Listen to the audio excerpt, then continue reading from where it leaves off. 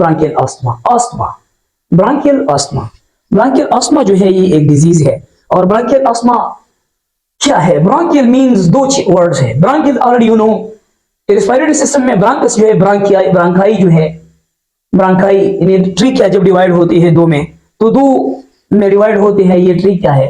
Suppose ये ट्रीकिया है हमारा, तो ट्रीकिया जो है ये करीना जिसकी जगह पे ये डिवाइड होते हैं दो में, तो एक को हम राइट ब्रांकाई कहते हैं, एक को हम लेफ्ट कहते हैं। तो ये एक ब्रांकस मसला है ब्रांकियल। दूसरा है जो अस्थमा है। What is asthma?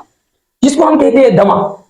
दमा जो है जिसको हम पुश्तो में जो है हम सालंडी की वर्ड से अभी याद करते हैं, दमा हम एक इसको कहते हैं। और ये ब्रांकियल अस्थमा जो है मेडिकल बुक में इसने डिफिनेशन भी इस अजीब डिफिनेशन किया है कि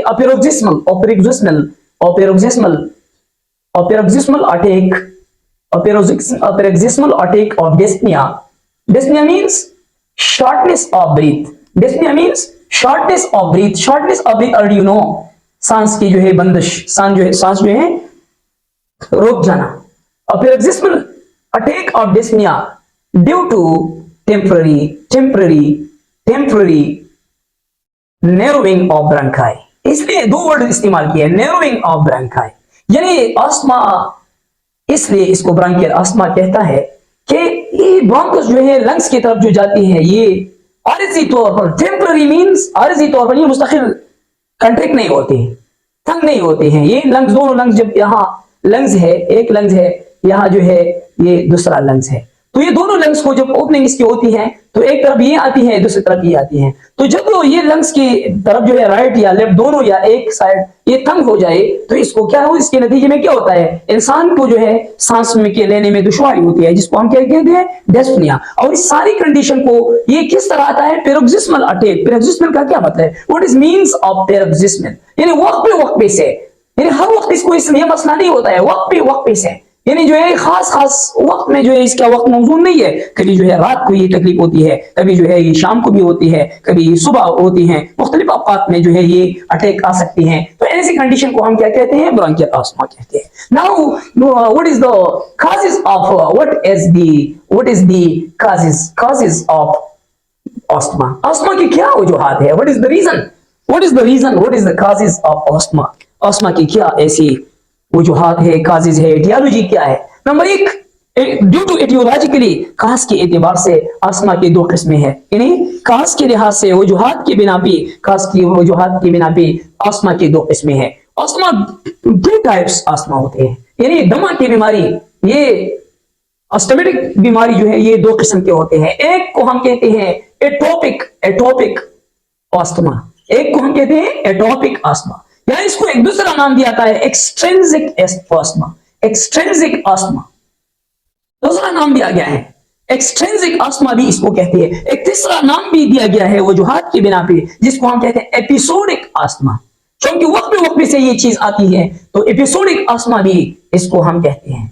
अब ये नाम क्यों इसको दी गई है, ये खास की वजह से। एटोपिक अस्थमा और एक्सट्रिंसिक अस्थमा, इसको एक दूसरा नाम भी हम याद करते हैं, एलर्जिक अस्थमा भी इसको कहते हैं, क्योंकि एलर्जी की वजह से, खास तौर पर किस चीज की वजह से आती है, एलर्जी की वजह से आती है इंसान को, ये इंसान को, ह्यूमंस को एनवायरनमेंट में एक्सट्रिंसिक मींस यानी बिरूनी एनवायरनमेंट से कुछ ऐसी चीजें जब इंसान की सांस की वजह से जब ये अंदर आती हैं, तो इसके नतीजे में यहाँ ऐसा मैकेनिज्म होता है कि नतीजे में ये टेम्पररी ब्रोंकस नैरो होता है, और उसकी वजह से इंसान को डिस्पनिया यानी शॉर्टनेस ऑफ ब्रीथ शुरू होता है। तो इसलिए इसको एक्सट्रिंसिक अस्थमा। एक्सट्रिंसिक फैक्टर कौन सी होती है हमारी एनवायरनमेंट में, ऐसी कौन सी फैक्टर है जिसके बिना पे जो है ये अस्थमा आती है? नंबर वन जो है ये क्या होता है, नंबर एक फैक्टर है, इसको हम कहते हैं एलर्जन।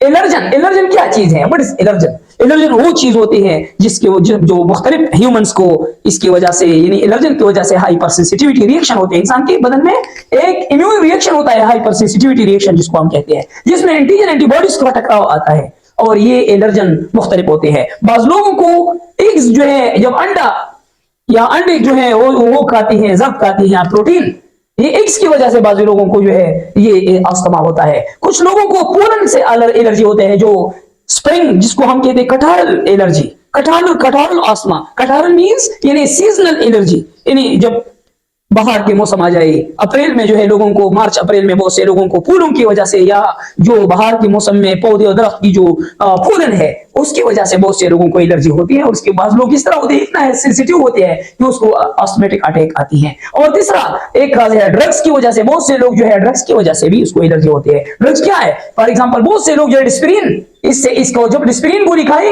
मुख्तलिफ लोगों को उसको अस्थमेटिक अटैक होता है, शार्टनेस ऑफ ब्रीथ आती है। इसके अलावा कुछ लोग राइस यानी चावल जब खाते हैं तो उसकी वजह से उसको इधर, कुछ लोग जो हैं जब यानी और बहुत से ऐसी चीजें हैं हमारी सोसाइटी में, कम्युनिटी में, उससे यानी परफ्यूम में एक खुशबू जो है, खुशबू, इससे उनको इतना एलर्जी होता है, इतना रिएक्शन होता है कि उसको अस्थमेटिक अटैक होता है, यानी उसको अस्थमा होता है। तो इन सारी चीजें या डस्ट वगैरह, यानी जितने हमारे स्मोकिंग जो है, बाज लोगों को स्मोकिंग से एलर्जी होता है। कुछ लोग इस तरह भी होते हैं कि वो एक्सरसाइज जब थोड़ा सा उस जल्दी से एक्सरसाइज करते हैं, यानी वर्जिश करती हैं, तेज दौड़ती हैं, तो उसकी वजह से हम कहते हैं एक्सरसाइज टॉलरेंस अस्थमा, ETAM, उसको एक्सरसाइज टॉलरेंस अस्थमा। तो ये मुख्तलिफ किस्म के फैक्टर हैं। अब इन फैक्टर में क्या होते हैं, शॉर्टली मैं मैकेनिज्म आपको बयान करता हूँ। शॉर्टली ये बंदा जो है, जब ये एलर्जी की, ये क्या होता है इस एलर्जी में, ये बंदा, इस पेशेंट को जब हाइपर सेंसिटिविटी रिएक्शन होता है, एलर्जी होता है, और इस एलर्जी की क्या वजह है, क्या डिस्निया होता है। IgE जो है ये एक एंटीबॉडीज है हमारे जिस्म में, ये एंटीबॉडीज ये सीरम में होती है। जब एक बंदे के जिस्म में ये सेंसिटिव चीज या एलर्जन जब आती है तो इसके लंग्स में जब ये आती है तो ये IgE जो है इसके नतीजे में क्या होता है, केमिकल मेडिएटर है लंग्स में, केमिकल मेडिएटर जो है मुख्तलिफ मेडिएटर्स हैं, और उसमें केमिकल मेडिएटर में एक उसको कहते हैं मास्ट सेल जो है, इसको हम, इसमें एक मेजर केमिकल मेडिएटर हिस्टामिन जिसको हम एलर्जन कहते हैं। ये बॉडी में क्या होता है, जब ये रिलीज होते हैं तो इसके नतीजे में क्या होता है, इंसान के अंदर इसका जो लंग्स, ये ब्रांकस है, ये क्या होता है, डायरेक्टली ये टेम्पररी तंग हो जाती है और इंसान को अचानक जो है उसकी सांस में दुश्वारी आना शुरू होती है। तो एक टाइप जो है वो हमारा क्या होता है, एक टाइप है हमारा वो एटॉपिक और एलर्जिक और एक्सट्रिंसिक अस्थमा होता है, एक खास के एतबार से एक टाइप है। दूसरा एक टाइप है जिसको हम कहते हैं, दूसरा टाइप उसको हम कहते हैं एंट्रिंसिक अस्थमा इसलिए कोई क्या कहते हैं, ये एपिसोडिक नहीं है। वाई? क्योंकि बाहर से कोई चीज ऐसा नहीं आया है, लेकिन इंसान के जिस्म के अंदर ऐसी कुछ बीमारियां है या कुछ मसाइल है जिसकी वजह से इंसान को अस्थमा होता है। फॉर एग्जांपल एक पेशेंट है, उसको हार्ट डिजीज है, हार्ट का प्रॉब्लम है। हार्ट में कौन सी डिजीज है, यानी हार्ट जो है, हार्ट फेलियर और HF, उसमें CCF या कंबाइंड कंजेस्टिव कार्डियक, LVF या जो है पल्मोनरी एडिमा, इसकी वजह से जो है क्या होता है, इसको अस्थमा के अस्थमेटिक अटैक होते हैं, इन हार्ट की वजह से होते हैं। या एक कार्पल्मोनियल एक डिजीज है, जो हार्ट से लंग्स को मुंतकिल होती है, उसकी वजह से बाज लोगों को इसके बदन में जो है उसको अस्थमा होता है। या कुछ लोगों में लंग्स में कोई मसला है, जो लंग्स फाइब्रोसिस है, यानी लंग्स में जो है कुछ सेल जो है वो निक्रोज हो गई, तो उसकी, या न्यूमोसाइट, इसको हम कहते हैं